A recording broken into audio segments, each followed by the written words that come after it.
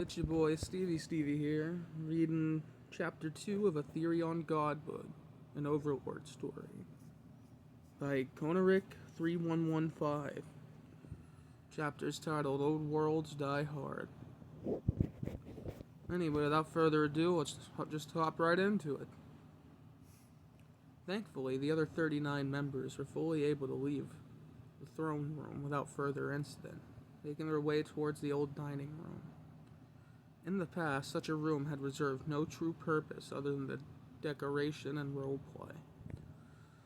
Some had advocated that it be torn down and replaced by something more practical, while others had been just as quick to defend its existence. Ultimately, the dining room's fate had remained undecided, as too many of the guild had left by that point. Much to Olbert's delight, he found it to still be standing, its marble top gleaming as if it had just been polished. Gotta give kudos to Momonga. He really did take good care of the place while we were gone, Olbert thought. His thoughts turned to his skeletal guildmate as a frown downturned his lips.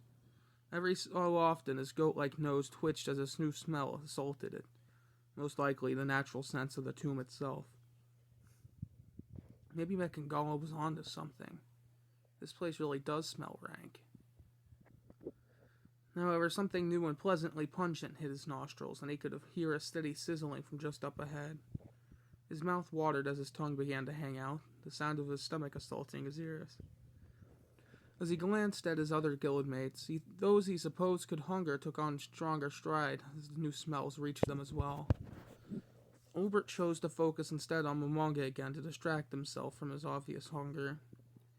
He noted the constant click, click, click of the staff as it struck the ground, the swishing of Momonga's exquisite robes as he moved his impressive bulk.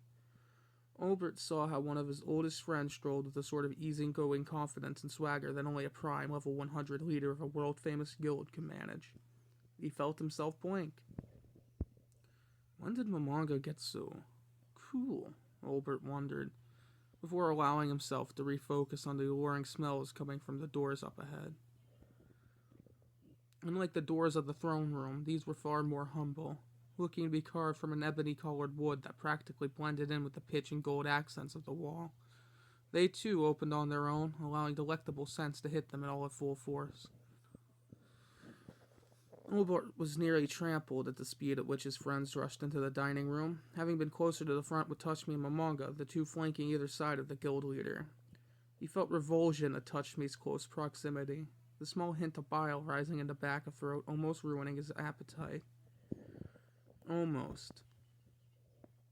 As they entered, a crystal and gold chandelier lit the area, providing a somewhat romantic atmosphere to the dining area. There was a gigantic circular table with a space in the middle where octopus-like creatures waited, donning chef hats and aprons. They stood on two stick-like legs, which ended in suction cup feet the size of dinner plates. Rather than 8 arms, they possessed 16, all armed with an assortment of cutlery and tools to cook with.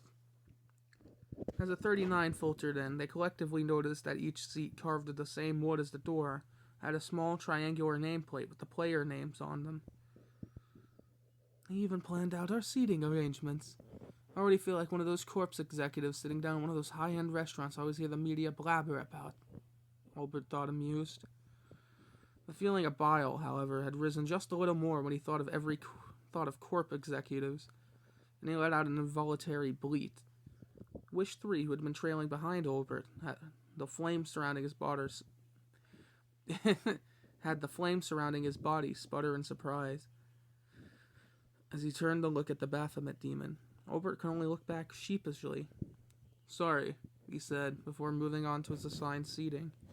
He was pleased to see that he sat directly to Momonga's left, while Flatfoot, the great bundle of assassin vines, slithered into the seat adjacent to him. Olbert spied Touchme directly to Momonga's right, as Nishikenrai, the half-golem ninja, slid into the seat to the right of the paladin. All of them gradually filled their seats, striking up conversations to those closest to them, with only 2 chairs remaining empty. The cephalopod chefs stirred, swinging their tentacles to just barely brush the foreheads of each guildmate. They paused at the 2 unoccupied chairs, their name tags reading Tabula and Bell River respectively, before moving on and hopping over the table to go to the kitchens. Olbert touched the spot where the tentacle had been, feeling disgusted at the cold and moist sensation of the chefs. Never again, he decided, before looking over to Manga. Well, Manga. I can't English today. Any idea when Tabula will be back? Olbert asked, trying to test the waters. Manga could only shrug. You'll cool off and join us when he doesn't want to be angry anymore. Knowing the NPCs are sentient is enough, but knowing your own is in love with one of your friends probably fried his mind. Albert felt one of his signature evil grins coming on at that. It was still all in good fun. It's not like we really did anything damaging to his precious NPC. He was right. Maybe this way you can actually get laid, Albert said, waggling his eyebrows at the lich. Wonka gave him a deadpan stare. I'm a skeleton. Okay, and?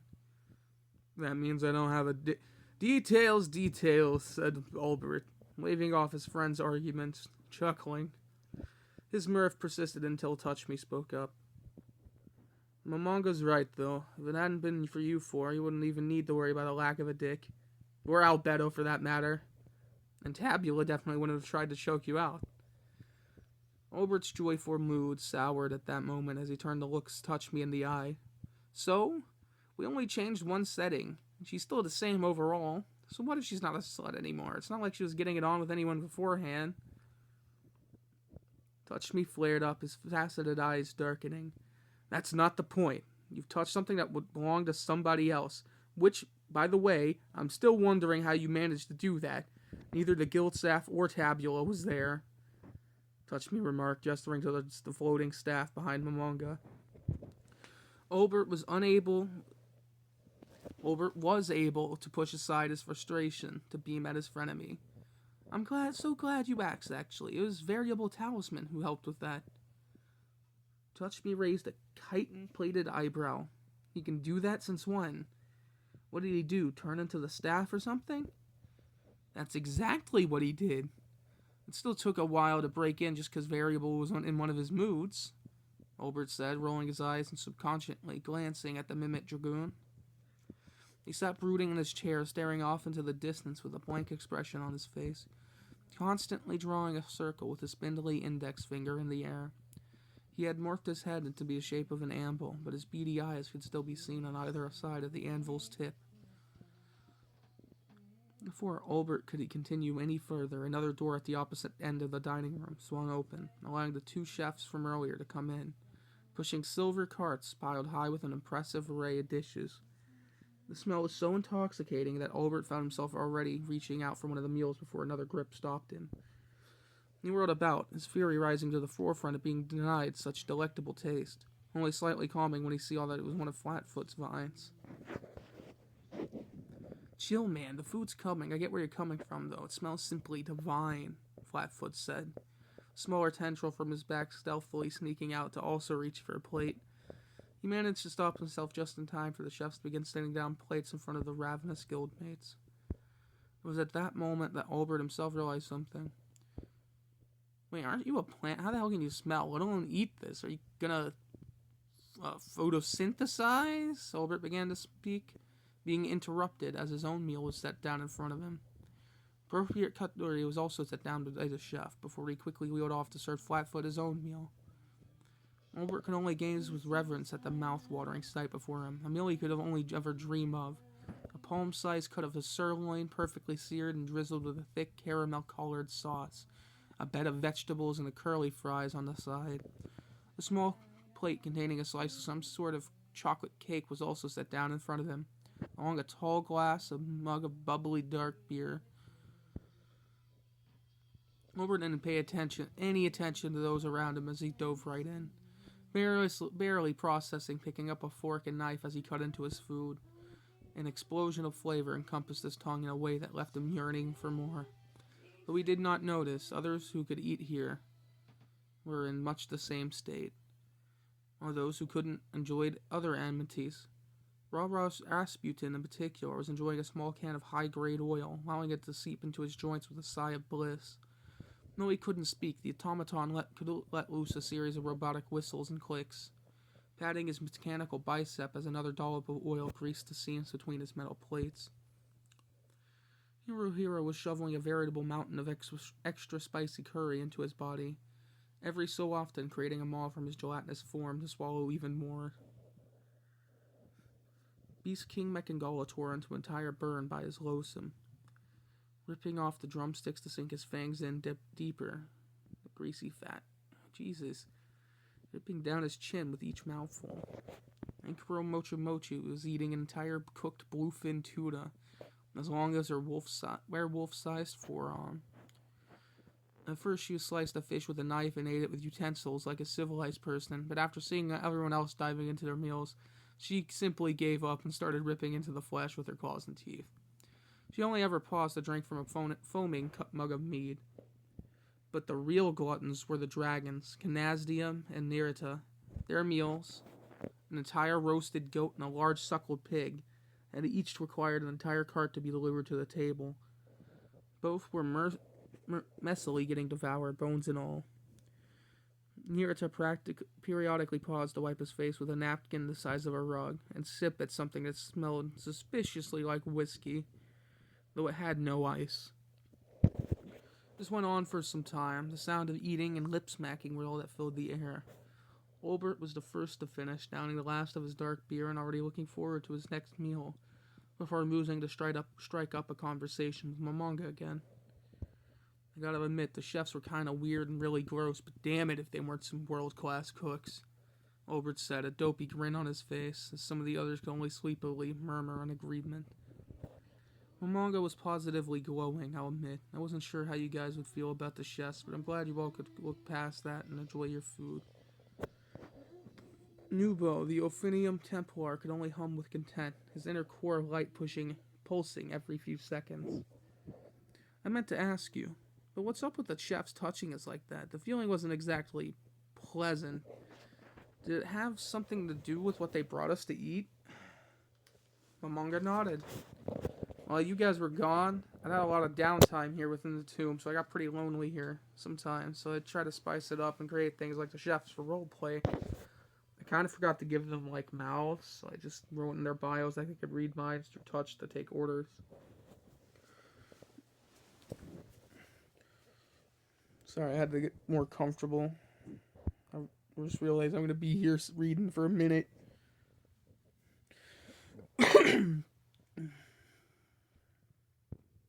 One of Nubo's outer rings accelerated, his many eyes blinking in acknowledgement. You know, I could totally see you doing that, he laughed, some of the others joining in. Though he could not blush or otherwise make expressions, Momonga could still look bashful, as he let out his own bellowing laugh. Tempest Smith could only sip on a small quartz goblet, a crimson liquid sloshing about. A larger wine bottle had accompanied it, filled with the same viscous substance. He set it down and clasped his hands together in contemplation. As nice as his meal was, he began, we have a few other things we have to deal with. Tigris was still looking sadly down at his empty plate, his own circular maw having crumpled up, and the small nubs he called legs wriggled in circles. Does it have to deal with when we can start eating again? No, you glutton. How about we focus on the fact that we have no idea where the tomb is? Tepes glanced around the room at his fellow guildmates. What about when Cerberus returns, or how we'll manage the fact that we all became our own avatars? Feels like we're delaying the inevitable here. Manga held up a hand. And you're right, Tepes. But as it stands, we're all safer here together in the tomb. Cerberus will be fine, I'm sure, but I'd rather wait until he comes back before we attempt to do anything. Mongo's right, Ancient One added. We need more information. We're better off staying put until we get it. As soon as you finished, a persistent beeping filled the air, cutting through the exact ambience like a hot knife through butter. Albert and the others could only look around before realizing that it was coming from surprisingly touch me. It took him a few more seconds to remember how to answer the message before holding up 2 fingers to his right ear canal. Hello? Lord, touch me, Sebas's voice crackled through. I've completed my reconnaissance of the surrounding area, and am ready to give my report. Where would you like me to meet you and the other supreme beings? Lord touched me paused before glancing to his old friend. Before Momonga could answer, however, it was Panito Mo who replied. Have them meet us in the amphitheater, the old battle priest said, already standing up. We should also summon the four guardians. Might as well rip the band-aid off for everyone. Some of the other guildmates looked at him in confusion, while a few could only tense up in apprehension. Albert, however, felt himself tremble in excitement. Wait, does that mean all the four guardians will be there? That would mean... Albert was yanked out of his thoughts by the sounds of chairs surrounding him creaking and sliding. Already, his comrades were beginning to file out, following closely behind Momonga and Panito Mo, who had taken Touchme's place on his right. Albert naturally found himself to Momonga's left, a charged undertone taking hold of Ainsul Gone. Only a single thought filled his mind, as it did for everyone else in that moment. What's waiting for us outside? Albert had found that there were many advantages to his body in the short time he inhabited it. His muscles had felt taut as steel cables, and his vision as sharp as an eagle's. Smells and sounds had been amplified, cascading him in a cacophony of noise and delectable scents as he toured the tomb. But the biggest advantage, once they entered the sixth floor of Nazareth, was the natural fur that covered his body. A subtle breeze wove its way through the old arena, providing a soft chill that cooled him considerably, but not uncomfortably. The same could not be said for some of his guildmates, who lacked such natural defenses and were left to suffer. They possessed the default clothing of their avatars, having given up their divine-level gear long ago when they had quit Yggdrasil for the first time. But it was poor protection against the elements. Small cuttlefish and grievous sin in particular had crossed their arms against their bodies, aggressively rubbing their triceps. They were shivering so hard they had practically broke the metaphorical ice off their body. Holy shit, it's cold out here. What the hell, blue planet? Couldn't you just made it a tad warmer in here, I swear? Small cuttlefish demanded, glaring at the elder satyr. Grievous Sin can only grunt in agreement, also giving Blue Planet the stink eye. Blue Planet had closed his eyes and tilted his head back, allowing the wind to pass over him and tussle his curly hair, as the stars he had crafted in his forged sky glittered above him. The nebula above were breathtaking, a mosaic of blues and purples as it had been in an even older world. He gave his annoyed guildmates a half-witted look. From what I know of my research on Earth's natural state before, everything that happened, this is pretty nice weather, actually. A very nice, cool spring evening.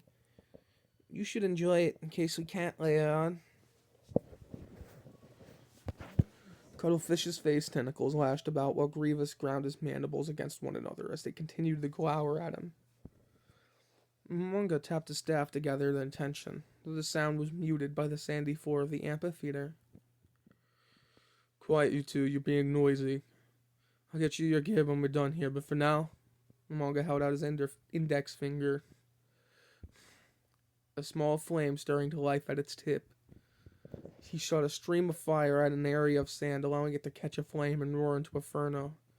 The night chill subsided instantly, replaced by a toasty warmth. Many of the other guildmates swarmed the flame, getting as close as possible without burning themselves. Albert soaked in as much of the heat as possible, the chill having started to penetrate his coat and bite at him.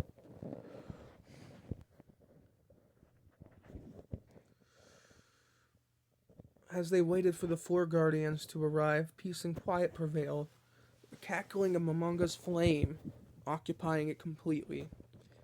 It wasn't until Albert felt himself dozing off that he realized just what kind of fire had been summoned. Wait a sec, is this Greek fire? Did you seriously use an eternal flame just as a campfire? Momonga chuckled, shaking his head. Greek fire is the only fire that would be able to burn on sand without putting itself out. I'll take care of it once. Oh my gods, could it really be her? I think it could be, yeah. The arrival of two new voices shocked them out of their reverie. Having just enough time to glance up to the first-tier seats, two shadows launching themselves over the railing, twisting in midair in an impressive feat of acrobatics. They landed around 10 feet away from the group, throwing a small cloud of dust into the air. The two shadows blasted out from the veil of dirt, zooming straight towards one particular target, that of Buku Buku Chugama. Before any of the guildmates could even prepare themselves, the unknown assailants bowled over her, commotion of giggles and happy crying washing over them all. Chugama's comrades instantly relaxed when they caught sight of just who had tumbled into her. Small smiles and even tears came into their eyes at the reunion. Two small elvish children, each wearing a tasteful vest, cuddled into the pink all-blacks' body. One wore a blue undershirt with a scaled design, a staff in one hand, and a short white skirt to complete his outfit. The other wore a similar outfit, only her undershirt was red, and she wore pants in place of a skirt. "Lady Buku Buku, you came back! You came back!" The two cheered, finally letting the slime up from her position on the ground. Shakama had been silent the whole time, stupefied by the appearance of her prized NPCs. She took in the sight of meek little Moray and brash wild Aura before taking the two into a wide, tight hug. She let out a squeal as she held the both of them, grasping their youthful faces and pinching their cheeks. "Oh my god! Oh my god, you're so adorable! I loved you so much I think I could eat you and die." She cried, her own gelatinous form shaking with emotion.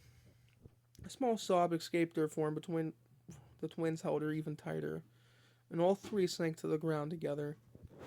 Before anyone could even comment, a portal opened off to the side, allowing another guardian to enter. The one who passed through wore a plum-colored dress accompanied by white frill accents. The skirt flared out in a way reminiscent of the Victorian era dames that Albert remembered reading about in the book once. Cherry red ribbon tied her dress together around the waist, while another bow tie adorned her hair with an alternating stripe color stream. She was pale, deathly so, and a single fang poked out of her mouth.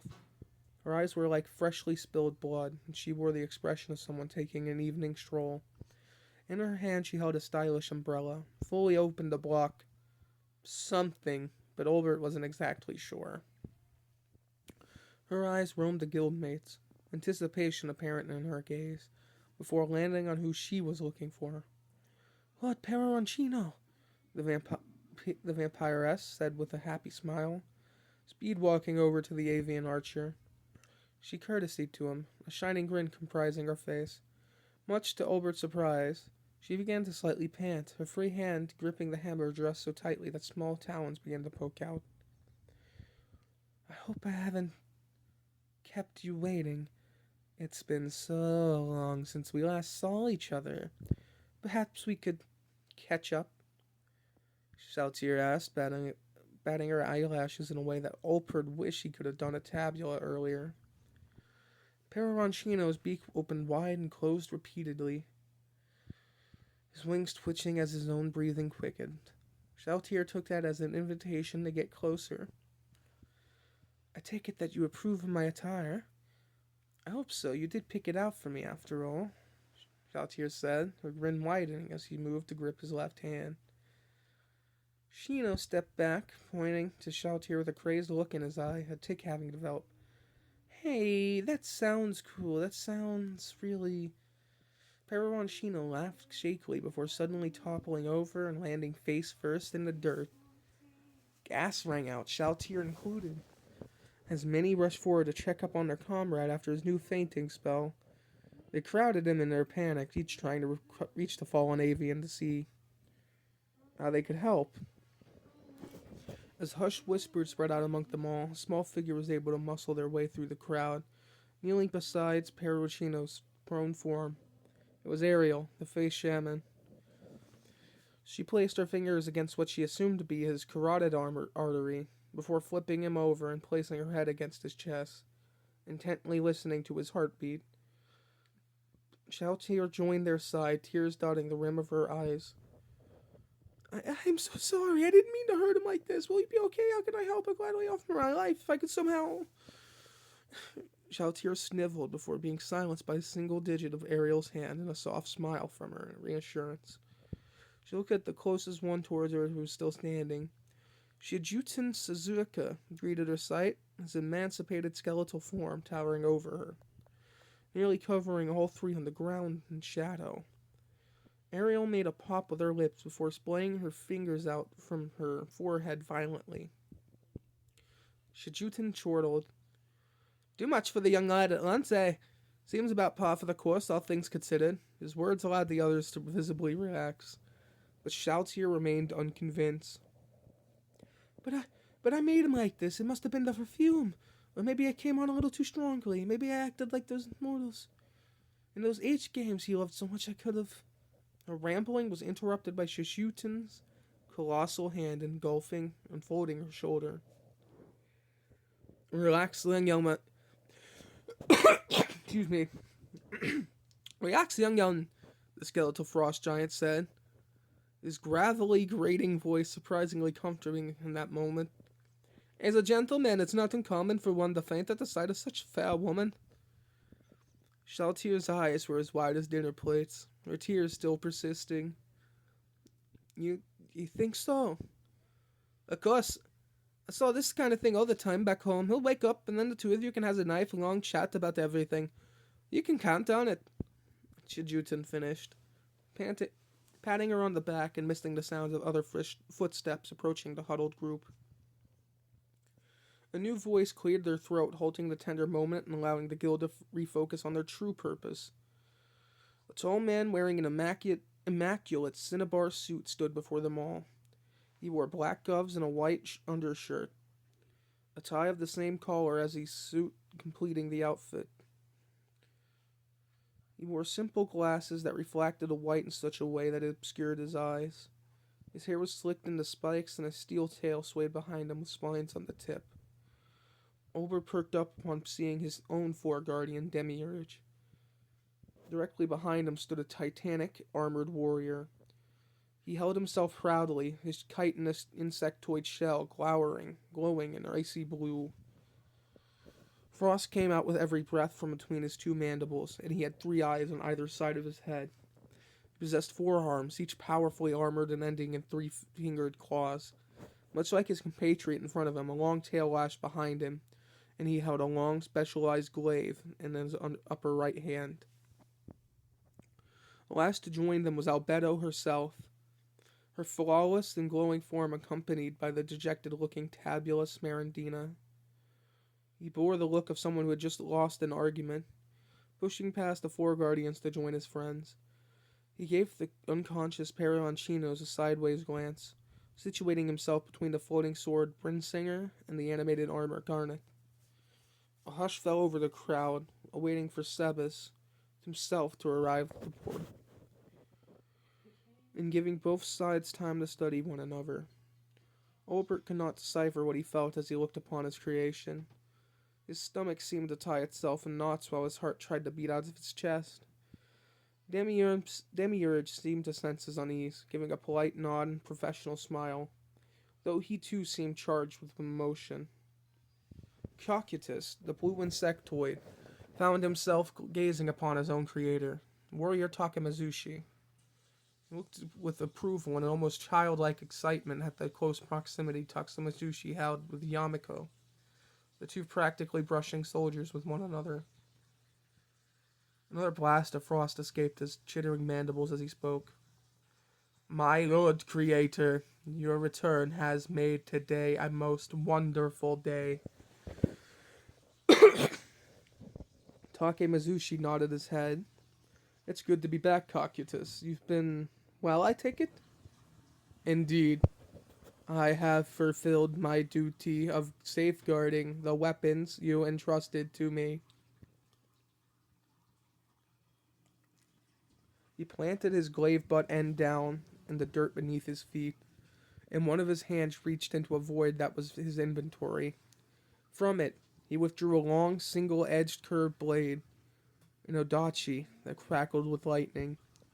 He bowed as he presented the massive sword to Takemazushi with his 2 dominant hands, hilt first. Your god-slaying emperor blade, my master. Whew! Takemazushi's face lit up at the sight of the 2-meter-long curved sword. He grasped the handle easily with one hand and lifted it so he could admire the weapon in the reflected light of Momongo's impromptu bonfire. I'd nearly forgotten this blade. Good lord, this brings back memories. He rested the non-sharp side of the sword across the nape of his neck as he patted Cocytus affectionately on his bulky shoulders. I feel less naked now. Thanks for keeping this safe for me. I wish I hadn't been gone for so long. Another blast of frost came as Cocytus bowed his head and spoke. I feel the same, my master. I look forward to hearing your stories. He glanced at Yamiko, who had been watching their exchange with happy interest. All of your stories. The exchange ended as Sebas arrived, his dress shoes kicking up dust in his wake. His face was as stoic as when he first awoke, only now something more worried seemed to lurk behind his iron gaze. He stood resolute in front of the door guardians of supreme beings, his feet snapping together with a sharp clap, as he clasped his gloves behind his back. I have returned, my lords and ladies, and I believe I have some disturbing news, Sebas said, staring straight ahead and not meeting any of their eyes. It is not dire, thankfully, but it's considerate enough to merit mentioning. He then launched into his full report, sparing not a single detail of his minor expedition outside the tomb. Every guild member's undivided attention was given to Sebas, searching his face for something, anything that could indicate he was either holding back or lying, to which they found none. By the time Sebas was concluding his report, Pero Ronchino was regained consciousness, rubbing his head as he came to. Shaltier had ended up clinging to his arm, whispering a slew of apologies and offers of her life if he so demanded it. Ariel rubbed the poor birdman's back, offering a sympathetic smile as Peroncino tensed at the vampire's touch and turned away, unable to meet her eyes. So, let me make sure I understand everything correctly. Benito Mo started, holding up 3 small vines. From what you gathered, we're no longer in the marshes of Helheim, but somewhere, instead of out in the open, and perhaps the flattest, greenest fields for grass for miles around. That is correct, Lord Benito Mo, Sebas confirmed. Benito folded the first vine in half. Not only that, but this world does have life, only you couldn't really find anything that could be like us. Affirmative, my lord. There was an abundance of wildlife, but I found nothing intelligent. Heteromorph or otherwise, in our general vicinity. The Death Vine folded his second tendril, except for one, and this is the what I call bullshit on, but you think you found. Blue Planet rushed to the forefront, nearly goring the strategist in the back with his massive antlers. He was up in the face of the Iron Butler, didn't even flinch at the druid's nearly psychotic look. You really think you found Bell River? Just standing there, out in a field? Blue Planet whispered, a shaky smile fighting its way onto his face. Sebas gave a small nod, returning a kind smile.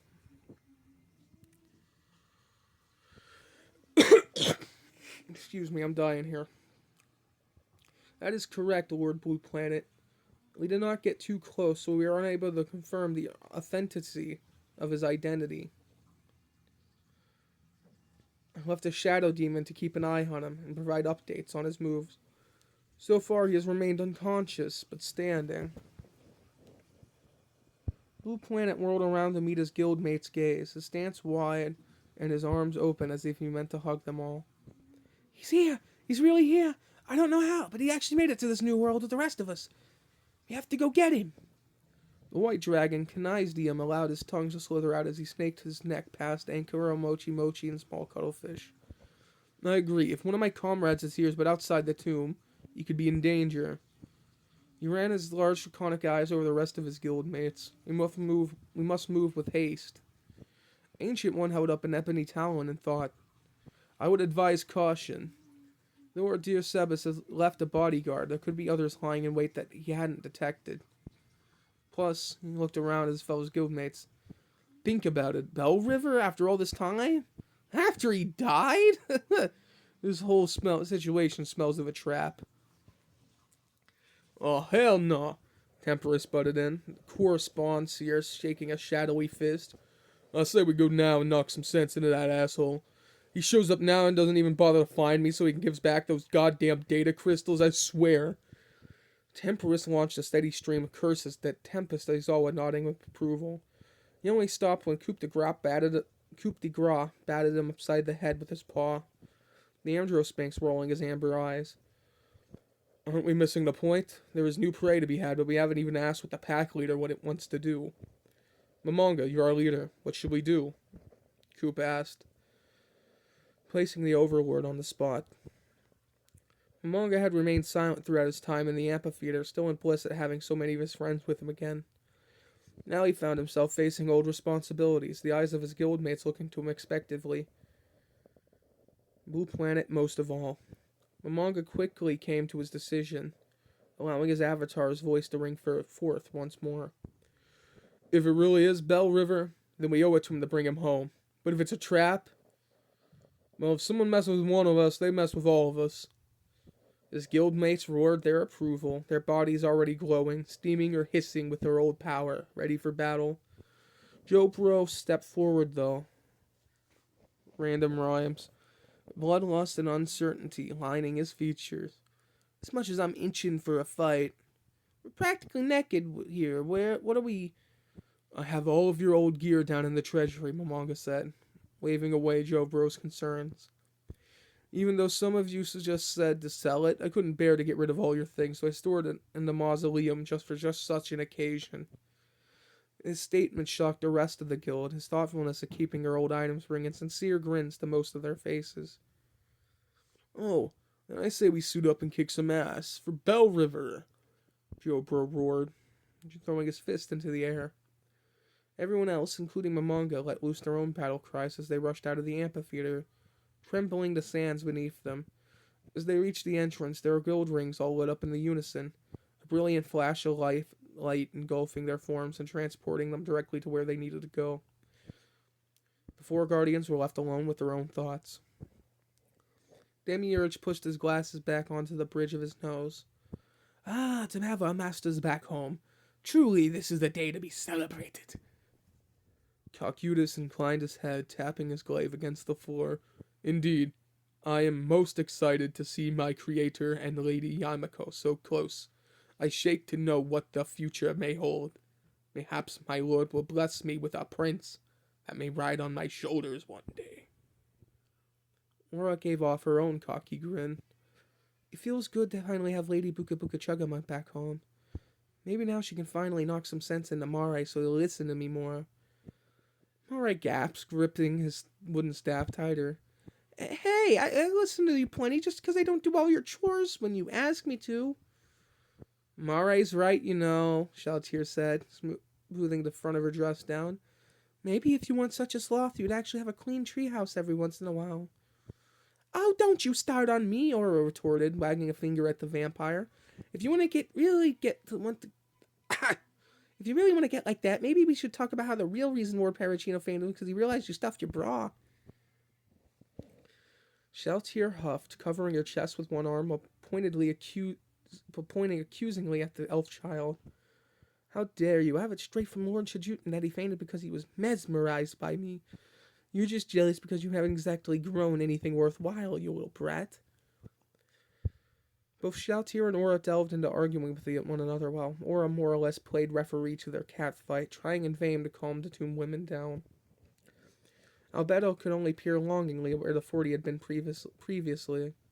The image of Momonga having led the charge left her grasping her dress above her heart and rubbing her thighs together. What a god, Albedo thought, her mind turning to more salacious fantasies. To think that our lords and ladies are so caring and loving, to know they are led by the greatest and most thoughtful of them all, it's truly inspiring. Yes, we all understand this, Albedo, Demiurge replied. It would be best to try and meet our lords by the entrance to the tomb to ensure that they are well protected from any and all threats, unless you wish to leave them alone. Albedo instantly straightened, her serene expression returning as she clasped her hands in front of her. Yes, of course, I'll get prepped and meet the rest of you outside. Best not keep our masters waiting, she said, turning towards another exit and walking out, followed closely by our fellow guardians and Sebas, who had also remained behind. Sebas hadn't been kidding. It really is just grass for miles around, Albert mused, taking in the sights and sounds of the world outside the tomb. His old gear fit him like a glove, confiding in the feeling of invincibility used to have back in Yggdrasil. Then all 40 of them had teleported en masse to the treasury. They had just about knocked over another NPC, one Olbert recalled as having been named Pandora's Actor. Before he could even say hello, Momonga had pushed past them, leading them deeper into the treasury towards the mausoleum. Oberts and the others only just remembered right then to take off their rings, lest the guardians of the mausoleum awaken and attack, taking away precious time to recover Bell River. It had been eerie seeing the not-so-quite visages of themselves wearing their own gear down in that area. Each of them had gone to their respective statue, finding that now they had actually had put on their weapons, armors, and equipment without it instantly being equipped by just touching it. Momonga had watched them all the while, contemplated a look. Could he call it that? Decorating his undead face. Olbert had meant to ask what his friend was thinking about, but by that point just about everyone had gotten ready and looked anxious to move out. They exited the mausoleum single file, the jangle of plate armor and sword sheaths filling the air. Once they had gotten past the treasury's guardians, they put their rings back on before mass teleporting to the tomb's entrance. The 4 guardians met them there, Albedo wearing a black heavy suit of plate mail and a massive war axe in one hand. Cocytus wore gold armbands and other fine jewelry around his body, weapons in each of his 4 arms, while the twins more or less wore their usual outfits. Sheltier looked the most well-armed, her own outfit a veritable fortress of crimson metal and pipet lance in her right hand. Violet feather wings lay against her back. Demiurge's outfit had not changed, but instead his physical form had transformed into something more amphibian, and massive demonic wings sprouted out behind him. "My lords," Demiurge croaked, stepping forth and bowing slightly as the others mimicked him. "We are ready to escort you to Lord Bell River's location, as per Sebas's report. Shall we?" Olbert and his comrades looked to one another, suddenly feeling that them and the 4 guardians together was very much a crowd. Thankfully, Nubo floated forward with his cord pulsing with each word. "That will not be necessary. If every single one of us left the tomb now just to get one person, we'd be undefended. As it is, it would be best if you remain behind to stand guard and make sure someone doesn't try to sneak in." The 4 guardians had begun to voice their objections after Nubo's declaration, imploring their masters to at least allow one of them to accompany them. Punito shook his leafy head, pointing a vine at Albedo. "Albedo, as head guardian, will be counting on you to keep everybody in line, keep everyone that's not us out. Go and make Momonga proud." Albedo looked as if she was about to say something before catching Punito's last sentence. She paused, a wide grin showing itself as she put her helmet on her helmet and gestured for the other guardians to follow her. Once more the guild split, letting their creations through. They were already rushing outside to take in the sights of the new world.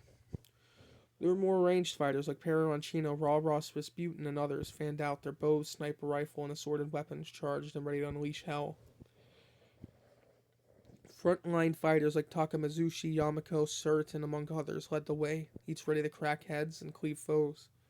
Magic casters like Momonga, Temperance, and Olbert himself stood closer to the mill, spells instinctually flaring to life in their hands as they activated their skills. Much as Sebas had said, they spotted Bell River not too far off, standing in the middle of a scenic meadow, a crown of daffodils resting on his domed head. He wore his old items and gear, but from what they could see, his many mouths spread across his body were still gaping. A crimson sword with a burnished hilt rested in his upper left hand, while his upper right had remained empty. Solar's hands each held a staff. One looked to be carved from oak, while the other was formed of platinum and black metal. They fanned out even further, each member of the guild taking their respective positions based on their class. Ankaro, Mochi Mochi, Coup de Gras, and Tigris Euphrates began to scout the outskirts of the group, sniffing or flying or burrowing into the surrounding area to ensure that no one or nothing was lying in wait.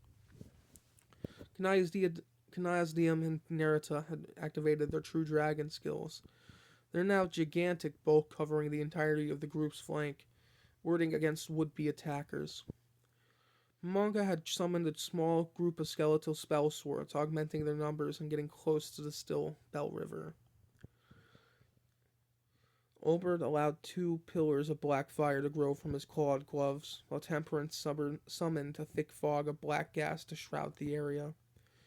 Rasputin's scope scanned the drop zone as he had dubbed it in his own head, the thermal vision scope picking up nothing other than his friend's signature. Now Parancino had an aerial view of the plains further beyond. Rasputin's messenger pinged. He answered with 2 fingers to his head, his internal systems whirring and clicking in lieu of a true response to whoever was on the opposite end of the messenger. I'm gonna pretend you asked me why I called and ask you in return if you see anything out there. Even with the 4 Guardians, seems like overkill. Even without the 4 Guardians, this seems like overkill, Genjiro's raspy voice said, the Arachne sounding annoyed. Even though Genjiro couldn't see him, the gunslinger shrugged. By that point in the conversation, the natural noises of his body had become his voice, even if it could form no known language on their own. He made a low buzzing sound in lieu of a response. Genjiro was silent on the other end, most likely trying to decipher what exactly he was hearing. Yeah, next time we should bring CZ out here. Nice talking to you, man. Automaton chuckled, his deep voice sounding more like a falsetto. He grunted a noise of agreement, allowing the silence to carry on his answer better than he ever could. Several more minutes passed before the scouts returned. Tigress poked her head out from a tunnel he dug in front of Momonga's feet. All clear, boss. Nothing down here but the dirt with me. Say, Mancro said, her lupine form morphing back into something more human. If there were people somehow hiding out in the plains, I would have spotted them by now. I found no other hunters in the sky, so it seems we're safe from above and below, Coupe de Gras reported, landing elegantly next to the guild leader. Up until that point, they had been giving the gibbering mouther a healthy berth, occasionally inching forward as the situation demanded. All 40 of them somewhat relaxed, but kept their senses and skill activated, in some case something eluded them. Blue Planet had no such reservations. He stalked right up to his old friend, ignoring the shouts and pleas of his guildmates to stay back and leave him alone. Blue Planet rested a hand on the spell sword's spiny pauldron, not quite able to look him in the eye and account that he had no eyes, only more mouths. The Selenoid took a deep breath as he saw Bell River had not stirred. Bell River? He asked, a slight trembling entering his voice. Chirping of crickets and hooting of owls echoed through the night, their only source of light being the moon and stars in the sky.